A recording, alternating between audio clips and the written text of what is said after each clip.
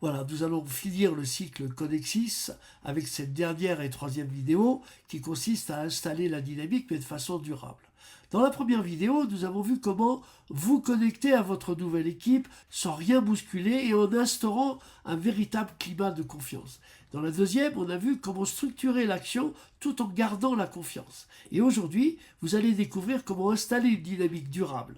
C'est la phase où l'on cesse d'être le petit nouveau manager pour devenir un acteur clé de la performance collective. Et cette étape repose sur deux leviers. Votre positionnement personnel, d'une part, et de l'autre, la mobilisation des ressources pour faire évoluer votre équipe. Commençons par vous.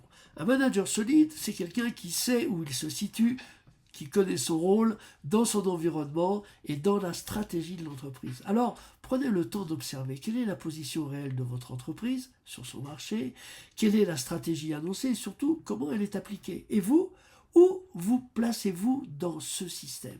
Assurez-vous que vos projets soient alignés sur une stratégie écrite et si elle n'est pas écrite, provoquez l'écriture. Allez voir votre manager, faites-la formaliser, même simplement. Sinon, notez vous-même ce que vous comprenez de cette stratégie et faites-la valider.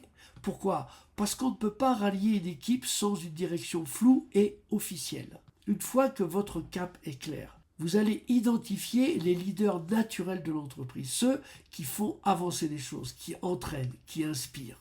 Ce sont là les gens importants en réalité. Allez les voir, pas pour faire copain-copain, mais pour vous brancher sur les bonnes lignes d'énergie. Demandez leurs conseils sur un point précis, sincèrement. Ne cherchez jamais à les utiliser, encore moins à contourner ou bypasser votre hiérarchie. Mais montrez que vous respectez leur expérience. Et surtout, quand vous appliquez un conseil, revenez vers eux pour leur dire ce que ça a apporté. Vous venez de créer, en faisant cela, une connexion d'énergie durable. C'est un circuit de reconnaissance mutuelle qui amplifie votre influence sans autorité formelle.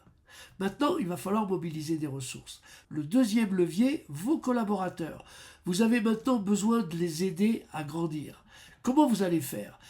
D'abord, commencez par mieux les connaître. Un entretien du type contrat moral permet de comprendre ce que chacun veut retirer de son poste et quelle serait pour lui la prochaine étape idéale si tout allait bien. Vous découvrirez ainsi leur but profond. C'est la clé de leur motivation. À partir de là, identifiez avec eux leurs besoins réels, formation, outils, accompagnement, reconnaissance, et faites le lien avec les ressources humaines. Parce que les ressources humaines sont une véritable ressource. Bilan de compétences, module de formation, dispositif interne, etc.